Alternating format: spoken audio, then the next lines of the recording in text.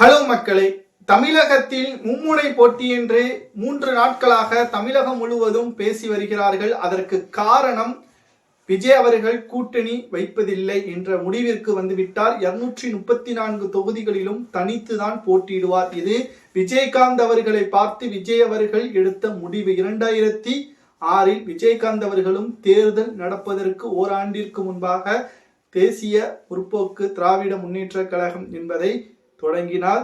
அதேபோல்தான் விஜய் அவர்களும் ஓராண்டிற்கு முன் கட்சியை தொடங்கினார். ஆனால் விஜயகாந்த் அவர்கள் 8% தான், அதிலும் குறிப்பாக விஜயகாந்த் அவர்கள் மட்டும்தான் வெற்றியடைந்தார்.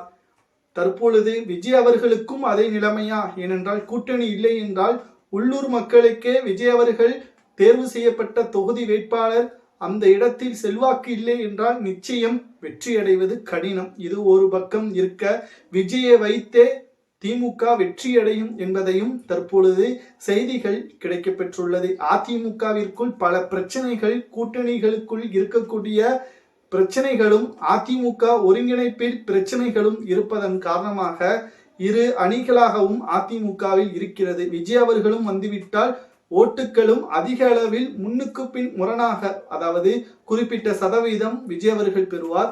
ஆனால் அதிமுகவிற்கு பெருவாரியான ஓட்டுகளும் இழக்கும். இதே சமயத்தில் திமுகவிற்கு சாதகமாக ஓட்டுகள் விழுந்துவிட்டால் நிச்சயம் திமுக தனி பெரும்பான்மையுடன் ஆட்சி அமைக்கக்கூடிய ஒரு சூழல் ஏற்படும். அல்லது அதிமுகவிற்கு கணிசமான ஓட்டுகள் கிடைத்து விட்டால் அதிமுக கூட்டணியில் நிச்சயமாக குளறுபடிகள் ஏற்படும். ஏனென்றால் அதிமுகவிலிருந்து முதல்வர் வேட்பாளர் யார், இரண்டாவதாக எங்களுக்கு அமைச்சர் பதவி தேவை, ஏனென்றால் குறிப்பிட்ட சதவீதம் தானே.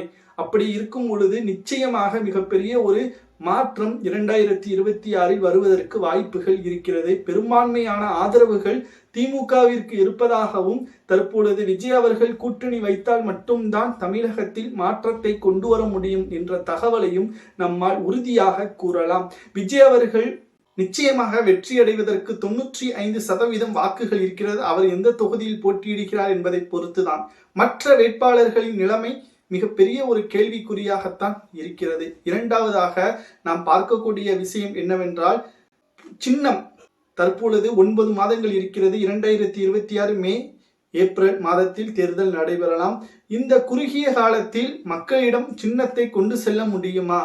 இளைஞர்கள் மூலமாக, இணையதளங்கள் மூலமாக சின்னத்தை எப்படியெல்லாம் கொண்டு சேர்த்தாலும் வயதானவர்கள், இன்டர்நெட்டை தெரியாத இன்னும் சிலரும் இருக்கிறார்கள் என்பதை நாம் வைத்து பார்க்கும் பொழுது அது சற்று கடினம்தான் என்பதையும் நம்மால் பார்க்க முடிகிறது.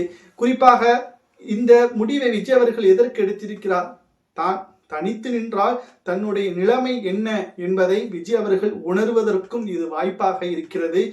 வரலாறு காணாத வெற்றி 2026 அதிமுகவிற்கு தோல்வியாகவும் திமுகவிற்கு வெற்றியாகவும் அமையும் என்று திமுகவின் அமைச்சர் சேகர் பாபு அவர்களும் கூறியுள்ளார். ஏனென்றால் சேகர் பாபு அவர்கள் நேற்று சென்னையில் கூறியது என்னவென்றால், விஜய் அவர்களாக இருந்தாலும் சரி, யாராக இருந்தாலும் சரி, முதல்வர் 2வது முறை ஸ்டாலின் தான். அதிமுக பாஜகவுடன் கூட்டணி வைத்திருக்கிறது, மக்கள் ஒருபோதும் ஏற்றுக்கொள்ள மாட்டார்கள் என்பதையும் தெரிவித்திருந்தார். ஆனால் திமுகவும் ஒரு காலத்தில் பாஜகவுடன் கூட்டணி வைத்துதான் ஆட்சியை அமைத்தது என்பதையும் நாம் மறந்துவிடக் கூடாது. தற்பொழுது திராவிட முன்னேற்ற கழகத்தின் நிலைமையும் அதிமுகவின் நிலைமையும் ஒன்றுதான். தமிழக மக்கள் மாற்றத்தை எதிர்நோக்கி புதியவர்களுக்கு வாய்ப்பு கொடுத்தால் மட்டும்தான் விஜய் அவர்கள் நிச்சயம் வெற்றியடைய முடியும். பெரும்பான்மையான தற்பொழுது இருக்கக்கூடிய வாய்ப்பு திமுகவிற்குத்தான் இருப்பதை நம்மால் பார்க்க முடிகிறது. உங்களது கருத்துக்களை கூறுங்கள்.